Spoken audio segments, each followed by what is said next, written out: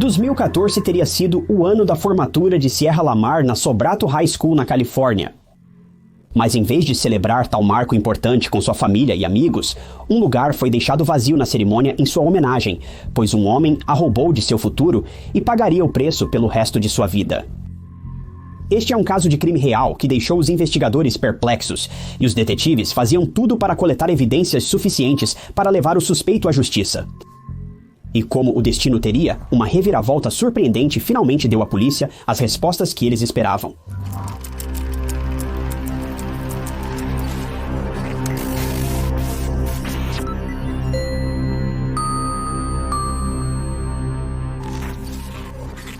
Em 2014, Sierra Lamar estava morando com sua mãe, Marlene, e o namorado de Marlene em Morgan Hill depois que ela se mudou de Fremont. Apesar de não estar animada com a mudança para um novo local, Sierra ia bem na escola, onde também era líder de torcida.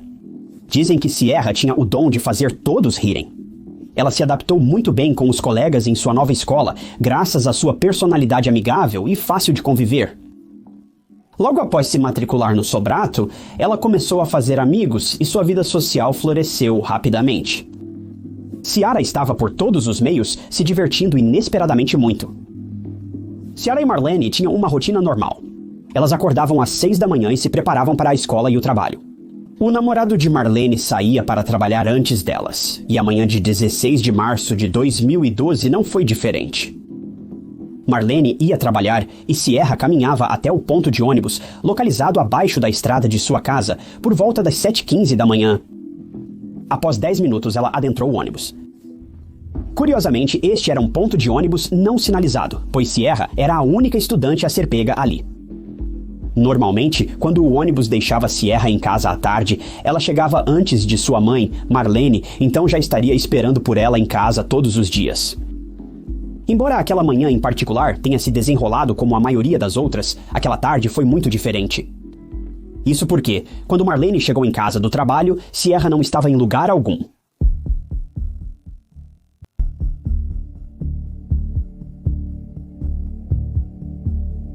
Era muito incomum Sierra não voltar para casa no horário previsto. Como esse comportamento era atípico, Marlene entrou em contato com a escola e os amigos de Sierra para perguntar se sabiam onde ela estava. Porém, informaram que Sierra não apareceu na escola naquela manhã, deixando Marlene preocupada de que algo estava errado. Se Sierra tivesse planos com amigos, ela teria avisado a mãe para não esperá-la em casa, mas não deixou mensagem nem contou a amigos sobre planos além da rotina usual. Sua mãe começou a entrar em pânico. Ela contatou o departamento do xerife de Santa Clara para registrar um boletim de pessoa desaparecida, e eles levaram o caso a sério. Uma investigação sobre o sumiço repentino de Sierra começou de imediato, sendo a primeira ação verificar suas redes sociais. Descobriu-se que ela postou uma selfie em uma dessas contas por volta das 7 da manhã e enviou uma mensagem para um amigo 10 minutos depois. Nas mensagens, elas marcaram de se encontrar na escola antes das aulas para trocar maquiagem e deveres. Nada particularmente notável ou incomum. Posso imaginar que os investigadores costumam ser solicitados a investigar casos similares apenas para descobrir que a pessoa desaparecida decidiu matar aula naquele dia. Mas nada sugeriu que Sierra tinha planos de fugir, já que seus livros e roupas estavam desaparecidos da casa, indicando que ela os levou consigo. Com planos de encontrar um amigo na escola, os investigadores decidiram entrevistar o motorista do ônibus que a teria pegado naquela manhã. Mas foi aqui que o caso tomou um rumo sinistro. O motorista do ônibus relatou que Sierra não estava em sua parada naquela manhã e os estudantes que costumavam vê-la pegar o ônibus confirmaram isso. Ela aparentemente desapareceu no ar, mas até então, seu caso era tratado apenas como um desaparecimento, já que nenhuma evidência sugeria que houve um crime. Mas uma busca na área não revelou nenhuma pista, e então os investigadores decidiram realizar outra busca no dia seguinte com a ajuda de uma unidade canina. Os cães seguiram o cheiro de Sierra pela rota que ela fazia até a parada do ônibus diariamente, mas no meio do caminho, seu rastro sumiu. Isso acionou todos os alarmes para os investigadores, pois isso indicava que ela foi levada por alguém que Marlene não sabia, ou que ela havia sido levada contra a sua própria vontade. O que era inicialmente uma investigação regular de pessoa desaparecida, agora se transformou em um possível caso de sequestro, mas ainda não havia evidências para seguir. Mas isso mudou quando outra busca na área foi realizada no dia 17 de março por uma equipe de busca e resgate, organizada pela organização sem fins lucrativos, Class Kids Foundation. A poucos quarteirões de sua parada de ônibus habitual, uma equipe de busca encontrou uma pista em um campo. O celular de Sierra foi achado abandonado em um campo perto da parada de ônibus não marcada, a uma curta distância. Essa informação foi suficiente para a polícia concluir que Sierra não desapareceu voluntariamente.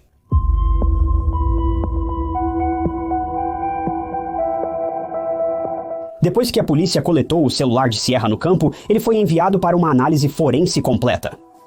No dia seguinte, enquanto aguardavam os resultados, evidências ainda mais preocupantes surgiram. A bolsa, livros escolares e roupas que Sierra estava usando foram encontrados escondidos em um galpão a menos de 2 quilômetros da casa da família. Marlene agora estava convencida de que algo ruim havia acontecido com sua filha, mas ela tentou manter a esperança. Quando as roupas foram verificadas, descobriu-se que estavam fortemente manchadas de sujeira e exalavam um forte cheiro de urina. Uma imagem sombria começava a surgir na mente de Marlene, e não era uma que qualquer pai gostaria de imaginar. As evidências indicavam que Sierra foi sequestrada, seu celular jogado de um veículo em movimento, ela foi arrastada pela sujeira antes de seus pertences e roupas serem escondidos no galpão para dificultar a investigação. Mas o mistério de seu paradeiro ainda estava para ser resolvido, então amostras de ácido desoxirribonucleico foram coletadas de todos os itens achados. Os resultados revelaram ácido desoxirribonucleico estrangeiro nas roupas de Sierra, então as amostras foram enviadas para o Sistema de Índice de Ácido Desoxirribonucleico Combinado, o Banco de Dados Nacional de Ácido Desoxirribonucleico. Então ocorreu a primeira descoberta real no caso de Sierra. O ácido desoxirribonucleico encontrado em suas roupas pertencia a Antolín Garcia Torres, de 20 anos, que morava a cerca de 7 milhas da casa de Sierra. A polícia rapidamente colocou vigilância 24 horas nele enquanto verificavam as imagens de circuito fechado de televisão dos locais onde Sierra supostamente esteve naquela manhã.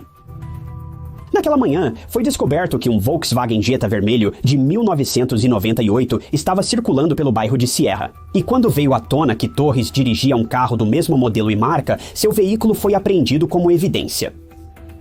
Quando seu carro foi revistado, ficou claro que ele estava envolvido no desaparecimento de Sierra. Torres insistia que nunca havia encontrado Sierra, nem sabia o que havia acontecido com ela. Apesar de suas objeções, ele foi detido e acusado de sequestro e de tirar a vida de Sierra, mesmo sem evidências de que ela havia morrido até então. Como esperado, Torres se declarou inocente. Nesse ponto, você só pode imaginar o estado de espírito da mãe e dos amigos de Sierra, não apenas pela angustiante evidência encontrada, mas pela incerteza de onde Sierra estava, se ela estava viva e o que aconteceu com ela após o sequestro. Como ela ainda não havia sido localizada, a acusação no caso teve que se basear apenas em evidências circunstanciais descobertas. Mas apesar disso, eles pressionaram para que Torres recebesse a sentença mais severa possível, a pena capital. Para agravar, não havia testemunhas que pudessem depor sobre o ocorrido. Nenhuma arma foi encontrada em seu carro ou em sua posse. E como não pôde ser realizada uma autópsia, a acusação realmente não tinha muito com o que trabalhar. Mesmo assim, eles insistiram, sugerindo ao tribunal que Torres havia cometido o crime e que seus motivos eram sexualmente motivados. Eles tinham certeza disso, e apontaram para as respostas que ele deu durante seu interrogatório que eram de natureza sexual, apesar do fato de que as perguntas feitas a ele não eram.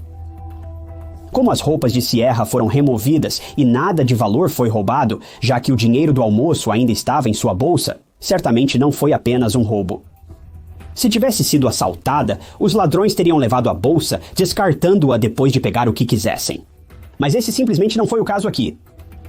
O tribunal então ouviu que o carro de Torres não só foi capturado por câmeras de segurança perto da casa de Sierra, mas também foi visto na área onde seus pertences foram encontrados, e agora era quase certo que ele era o responsável pelo seu desaparecimento. No mínimo, ele provavelmente sabia mais do que demonstrava. Mas ainda assim, devemos admitir que neste ponto, todas essas evidências eram bastante circunstanciais.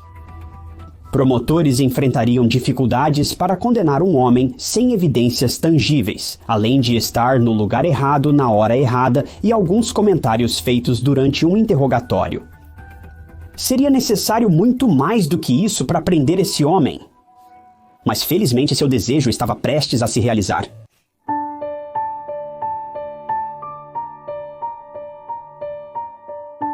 Cientes de que as evidências contra Torres eram, no máximo, circunstanciais, os detetives sabiam que precisavam continuar investigando. E foi quando eles encontraram. Durante a minuciosa busca da polícia no carro de Torres, eles enfim encontraram uma corda no porta-malas. Quando essa corda foi enviada para análise forense, foi encontrado nela vestígios do ácido desoxirribonucleico de Sierra, uma garota sobre a qual Torres afirmou não saber nada. Se ele nunca a havia encontrado antes, por que o ácido desoxirribonucleico dela estava no porta-malas dele? Torres afirmou ter um álibi para aquela manhã. Ele alegou que estava em uma viagem de pesca no momento em que Sierra desapareceu. Mas a acusação logo apontou uma discrepância de 5 horas na história, tempo suficiente para ele sequestrar Sierra, cometer o crime e se livrar de qualquer evidência, incluindo os restos dela. Todas as evidências, apesar de circunstanciais, apontavam para Torres, incluindo o ácido desoxirribonucleico, que foi encontrado em suas roupas, pois logo descobriu-se que pertencia a ele. Mas aqui é onde as coisas ficam um pouco, bem, estranhas e nojentas. Torres também tinha uma explicação para essa teoria. Então Torres afirmou que naquela manhã ele estava dirigindo seu carro e cuidando de si mesmo, por assim dizer. Ele afirmou que, após o ato, jogou pela janela um lenço usado, que provavelmente caiu nas roupas de Sierra, transferindo seu ácido desoxirribonucleico para as peças dela. Mas há um grande problema com esse álibi. A polícia nunca mencionou publicamente que tipo de ácido desoxirribonucleico foi encontrado em suas roupas, então como ele sabia de que tipo de fluido corporal ele veio? Durante o julgamento, revelou-se o passado perturbador de Torres, que incluía um histórico de violência contra mulheres. 3 mulheres de 18, 46 e 36 anos o acusaram de tentar sequestrá-las no passado enquanto estavam em seus carros em um estacionamento. Na época, Torres trabalhava em uma loja Safeway local e, em 3 ocasiões distintas, tentou sequestrar mulheres no estacionamento da loja. Todas essas 3 tentativas de sequestro ocorreram cerca de 3 anos antes do desaparecimento de Sierra, o que nos deixa questionando se ele realizou algum outro sequestro bem-sucedido que nunca foi relatado ou nunca atribuído a ele. Isso faz refletir. De qualquer forma, durante uma investigação de um desses ataques, uma arma de choque que seria usada em uma das vítimas foi encontrada no local e processada em um laboratório criminal. Dentro, encontraram uma bateria com as impressões digitais de Torres. A acusação alegou que isso era uma prova irrefutável de sua responsabilidade, mesmo que nenhuma das mulheres o tenha identificado em uma seleção de suspeitos. Em contrapartida, a defesa alegou que as impressões digitais de Torres poderiam ter ido parar na bateria, pois ele trabalhava na loja Safeway e frequentemente repunha prateleiras com pacotes de baterias rasgados.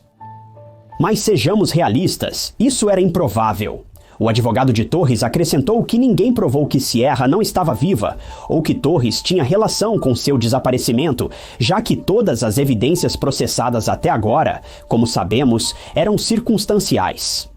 Exceto a corda, o ácido desoxirribonucleico, as imagens de circuito fechado de televisão, o histórico de violência. Ficou evidente que a defesa de Torres começava a se apegar a qualquer argumento. Mas a história ainda não acabou, longe disso. A defesa de Torres solicitou que o tribunal considerasse a hipótese de Sierra ter decidido fugir de casa, pois ela estava infeliz com a mudança para uma nova área e teve que se adaptar a um ambiente escolar desconhecido. Curiosamente, essa teoria realmente tinha um pequeno mérito. Um dos professores de Sierra em sua escola anterior foi chamado ao tribunal para testemunhar. Ela afirmou que Sierra havia retornado à sua antiga escola uma vez por apenas cerca de 5 minutos para passar um tempo com uma amiga. Isso ocorreu semanas antes de seu desaparecimento. Quem poderia dizer que Sierra não havia decidido fugir permanentemente desta vez? Ou pior, que algo havia acontecido com ela enquanto fugia da cidade para voltar à sua antiga escola? A defesa alegou que isso provava o desespero de Sierra em resgatar sua vida anterior e seu desejo de retornar à sua cidade natal com os amigos de outrora. Embora isso fizesse certo sentido, a teoria não foi respaldada por nenhuma evidência tangível. não era nada mais do que uma teoria. Ciara nunca mencionou querer fugir para sua mãe ou seus amigos, mas a defesa também tinha uma explicação para isso. Em seguida, eles queriam questionar o caráter de Ciara e começaram a alegar que Sierra poderia ter ligações com o crime organizado.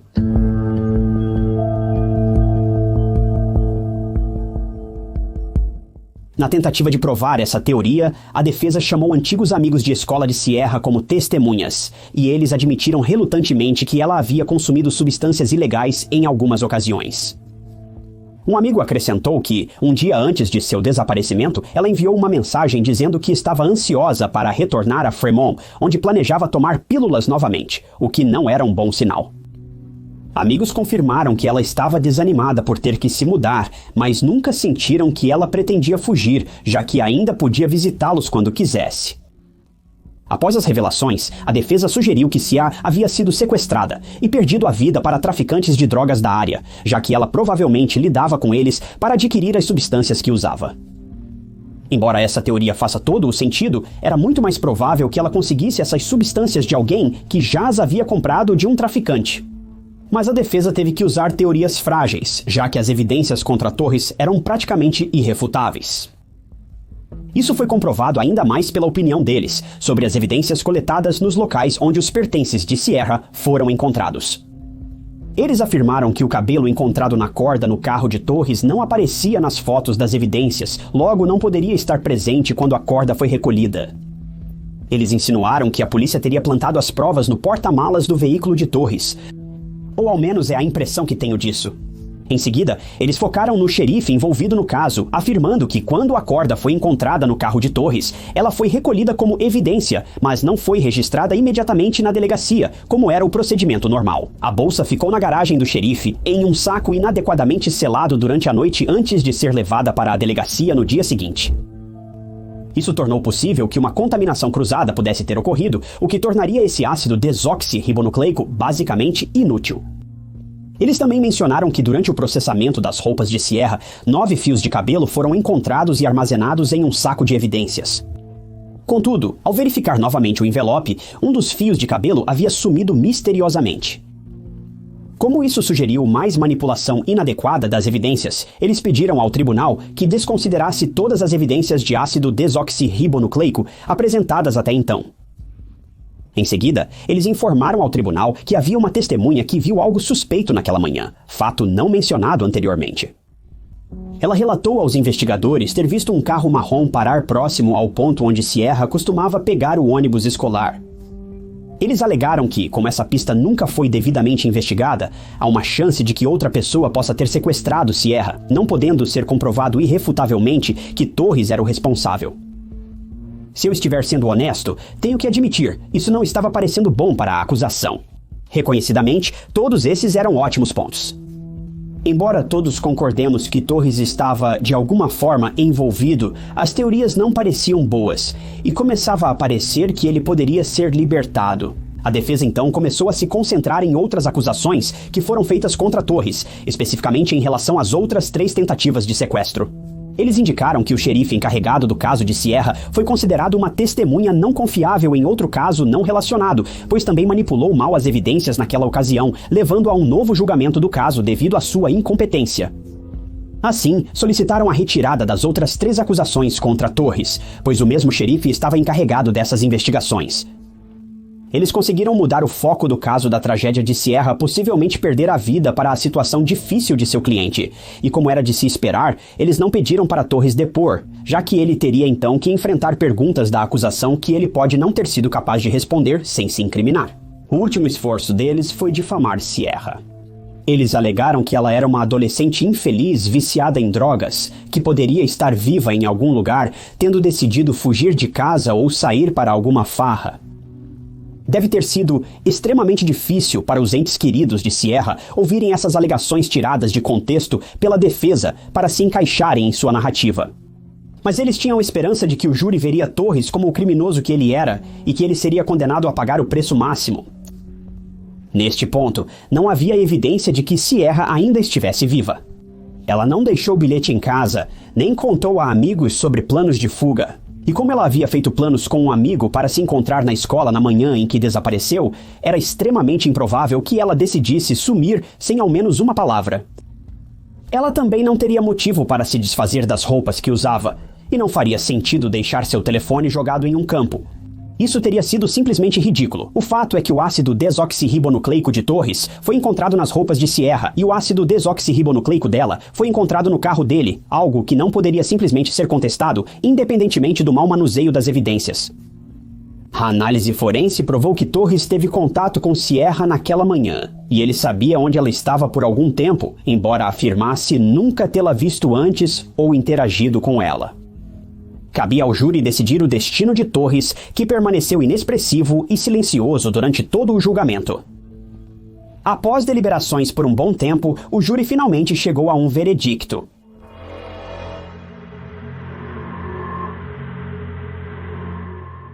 Depois de tudo dito e feito, Torres foi considerado culpado de tentar sequestrar as 3 mulheres no estacionamento do Safeway e de tentar usar um taser durante esses ataques. Felizmente, ele também foi considerado culpado de tirar a vida de Sierra, apesar de seu corpo ainda não ter sido encontrado. Mas a defesa ainda tinha outros truques ainda mais absurdos na manga, e eu simplesmente não consigo entender este. No momento da condenação de Torres, a defesa alegou subitamente que ele poderia ter sido exposto a pesticidas na infância, o que pode ter afetado sua personalidade e ações, significando que ele não poderia ser responsabilizado pelos crimes cometidos. Sua mãe, Laura Torres, então interveio e acrescentou que ele cresceu em um lar abusivo, com um pai que era alcoólatra e era conhecido por ter abusado de Torres quando ele era jovem, juntamente com vários outros membros da família. Ela mencionou que seu pai estava preso perpetuamente após ser condenado por abusar de um familiar, o que teria afetado negativamente Torres. Descreveu-o como alguém responsável e amoroso, que protegeu a família após o irmão ser preso, deportado por acusações de drogas e falecer. Mas vamos ser realistas aqui. Todas essas alegações apenas provaram que Torres veio de uma família com um histórico significativo de atividade ilegal e violência. Isso de forma alguma provou que Torres poderia ser inocente.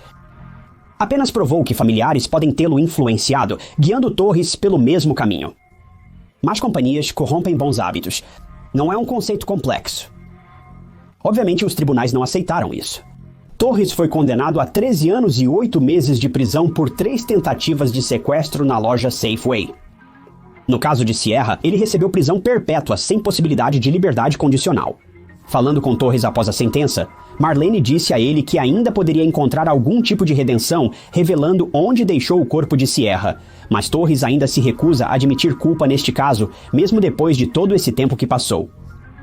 O pai de Sierra, Steve, apontou que Torres também tinha filhas próprias, e ele achava impossível entender como alguém com filhos poderia considerar tirar a vida do filho de outra pessoa.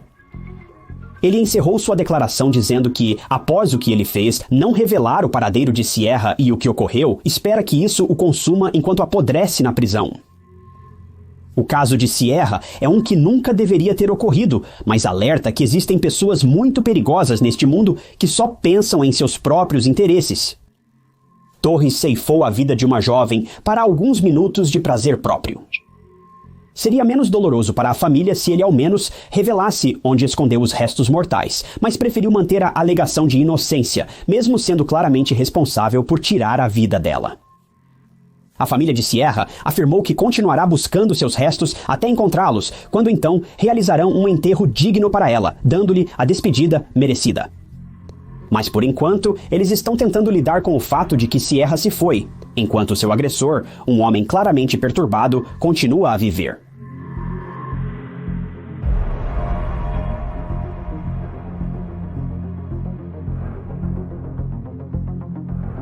Obrigado por acompanharem mais um episódio de Histórias de Crimes Reais. Se gostou do vídeo, confira este outro caso interessante que cobri. Inscreva-se gratuitamente para se manter atualizado com meus próximos vídeos. Você também pode clicar no botão abaixo para apoiar o canal e assistir novos vídeos antes de todos. Mas meu nome é Tyke Knotts e eu te vejo na próxima.